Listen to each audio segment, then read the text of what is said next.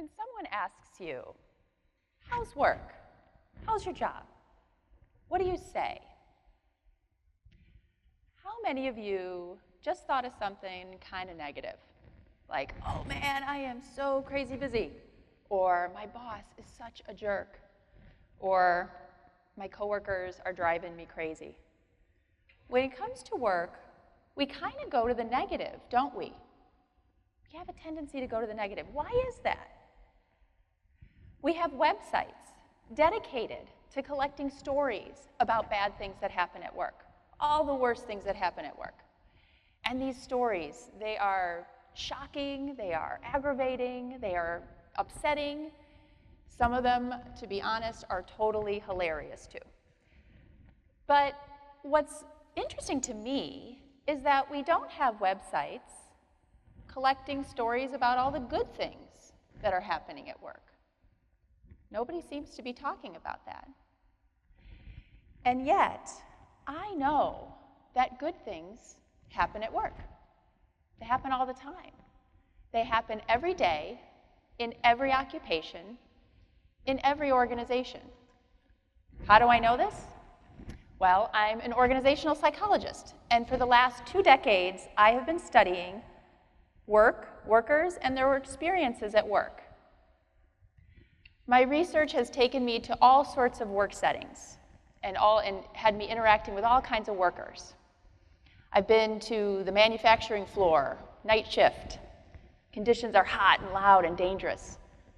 I've been to customer call centers where workers are dealing with inbound calls from irate, complaining customers. I've been deep underground to a hydropower plant where workers don't see the sun all day. And I've been to hospitals and nursing homes where workers bear the brunt of patients' pain and fear. So I know that work can be tough, that sometimes work is bad. Sometimes it's not a lot of fun. And organizations and managers should do what they can to strive to make those workplaces better. But I also know that workers have tremendous power over their work lives. And that's what I'm here to tell you about today.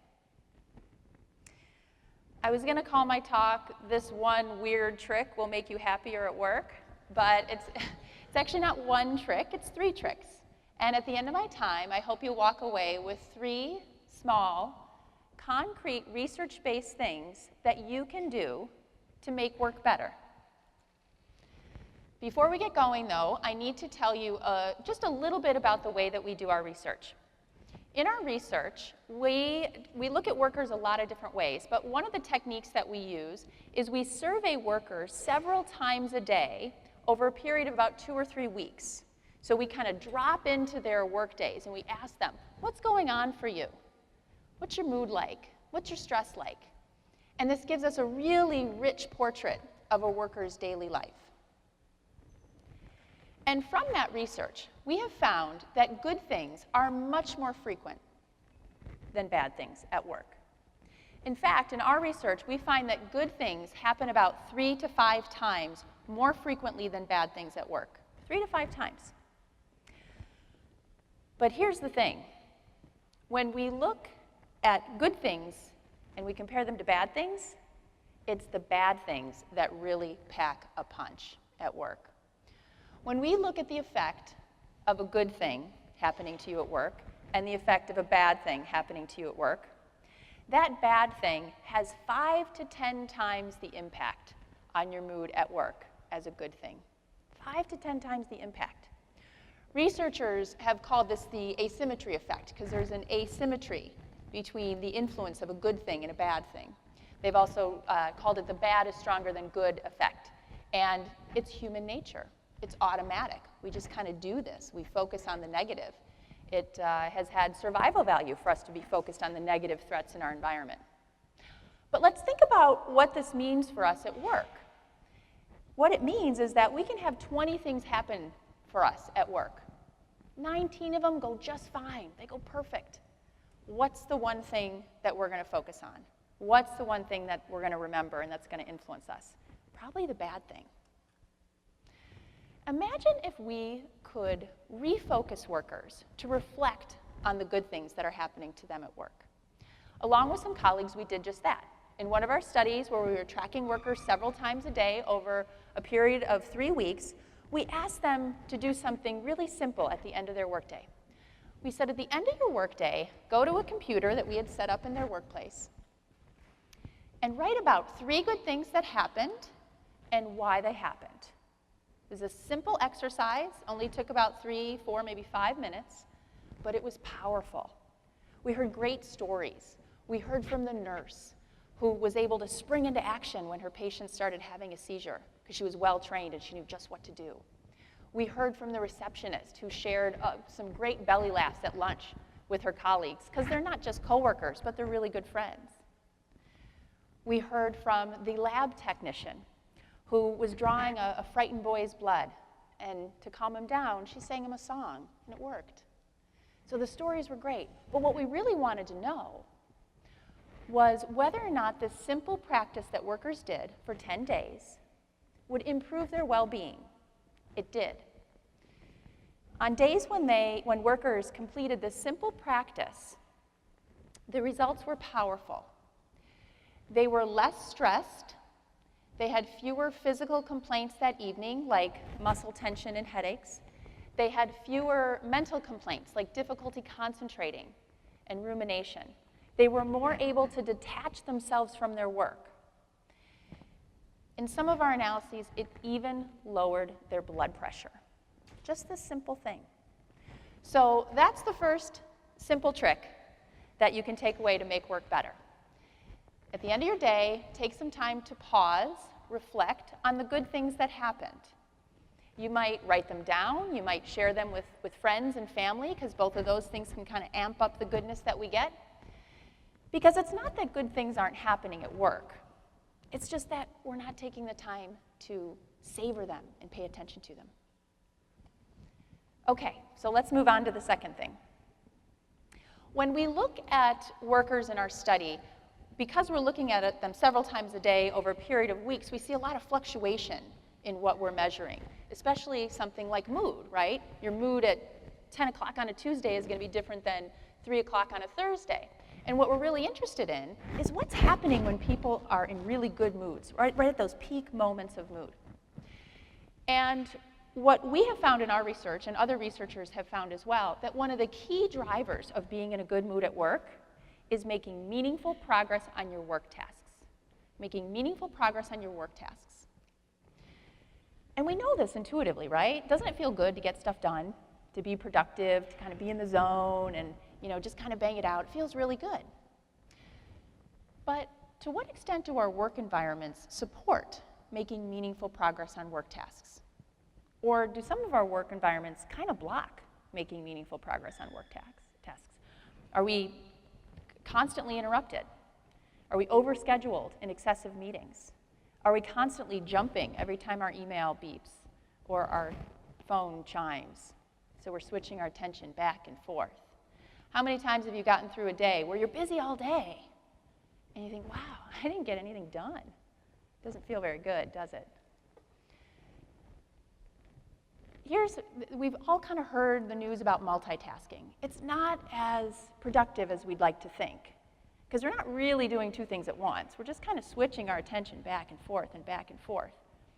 So it may not be as helpful for our productivity as we might think.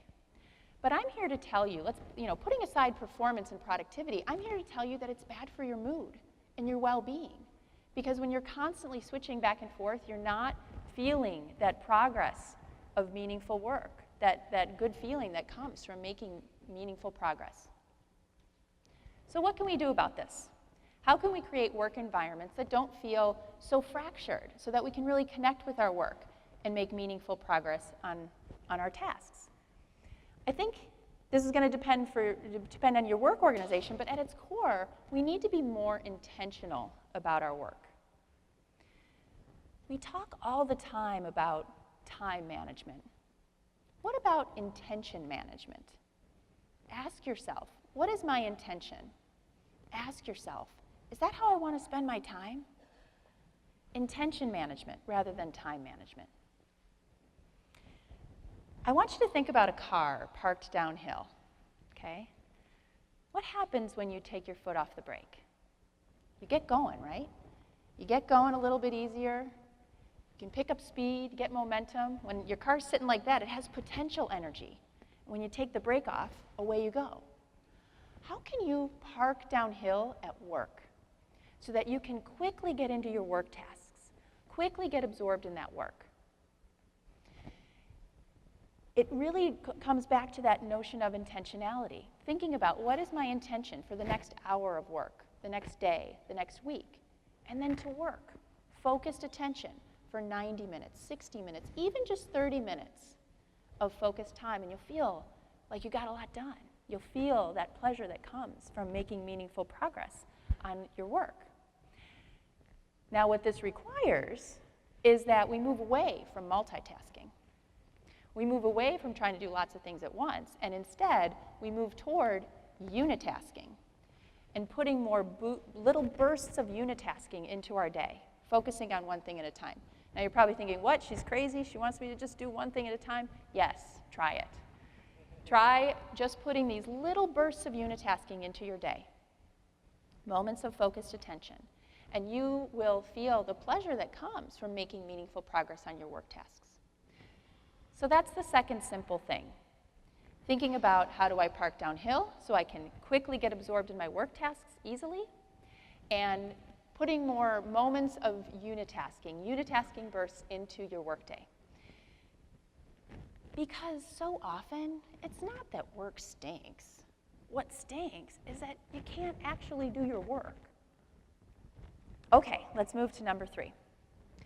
A couple of months ago, I was at the Science Museum with my son and my daughter. We were having a good time, and my daughter came up to me and she said, "Oh, Mom, I'm happy." And I said, "Yeah, me too. Here we are at the Science Museum having a good time." And she said, "No, Mom, that's not why I'm happy. See that kid over there? I just helped him. He was trying to figure out that drawing machine, and I showed him how to move the levers to make it work, to make a different picture. And it felt really, really good, and I'm happy." And I thought, that's right. It feels good to help others. It doesn't just happen at the Science Museum. In our research, we have found, that, again, this research where we're looking at people over the course of several days, several times a day, we found that people can repair a bad mood at work by helping another person. We found a pattern in our data where workers who were in a negative mood helped someone, and then that was followed by a positive mood. So bad mood, helping, good mood. Workers got a mood boost from helping others. For so many of us, our work is about helping others already, but sometimes we don't take the time to really reflect on how we're helping others and to really connect with that and to connect with the beneficiaries of our work. Research suggests that when we take the time to do that, to think about who's benefiting, it improves our workplace well-being. So that's the third thing. Taking the time to help others, reflect on how we're helping others, and really connect with them. Because so often, when we're helping others at work, we're not just helping them, we're helping ourselves as well. Now, all of the things I'm sharing with you have been certainly informed by my research, but they're also informed by my personal life as well. About 4 years ago, my academic pursuit became an intensely personal one. I had been studying what makes people happier at work and improves their well-being, and I really needed it for myself. About 4 years ago, I was vacationing with my family, and I got the call nobody wants to get. I was diagnosed with cancer. And anyone who's had a diagnosis like this knows your world just stops. Everything kind of falls away. You get really, really intentional. And the question, how do I want to spend my time, takes on a whole new meaning. During my treatment, I said to a colleague, I said, you know, this is going to sound crazy, but I am less stressed going through treatment for cancer than I am during my normal work life. And that's just wrong. And she looked at me and she said, yeah, that's pretty screwed up. But since then, I've tried really hard to put into practice all the things that I've learned in my research. I've got a stack of journals filled with good things. The night before work, I think about how can I park downhill so I can get going in the morning and just sort of unitask, have these bursts of productivity. And when I'm working with others, I try really hard to be mindful and be fully present and think, what does this person need from me in this moment? How can I help them? I'm not perfect. It's a struggle sometimes, but I'm trying. My research has also sort of cascaded into our family life. In fact, it's kind of become sort of our family motto. Some of the themes from our research have become a family motto. And each day, before I drop my kids off at school, I say to them, work hard, have fun, choose kind, be present. Work hard, have fun, choose kind, be present. I say it to them, they say it back to me, and we start our day. Now, usually we're late, so it's more like this. Work hard, have fun, choose kind, be present. But it's still a great way to start our day in a really intentional way, because so often at work, we just kind of bumble through our days in unintentional ways. Let's think about the power that we have over our work lives and the power that comes from being intentional. So many of you may be focused on getting a good job. How many of you are focused on making a job good? Every day, you can take the time to reflect on the good things that happen at work. And you can start to change your mindset about work and see it as something noble and that has meaning. Every day, you can take the time to think about, how do I structure my work tasks in a way that will allow me to make progress, to get absorbed, to park downhill and have these unitasking bursts. And you will feel the pleasure that comes from making that meaningful progress on work tasks. Every day, you can think about how to connect with others at work and to help them in a way that's authentic. And you will feel the power that we have over one another. Every day, you can change the conversation around work, and you can talk differently about your work to your friends and your family and your children, especially your children. Instead of saying, I have to go to work today, you can say, guess what I did at work today? Let me tell you how I solved a problem. Let me tell you how I made someone laugh. Let me tell you how I did something amazing at work today.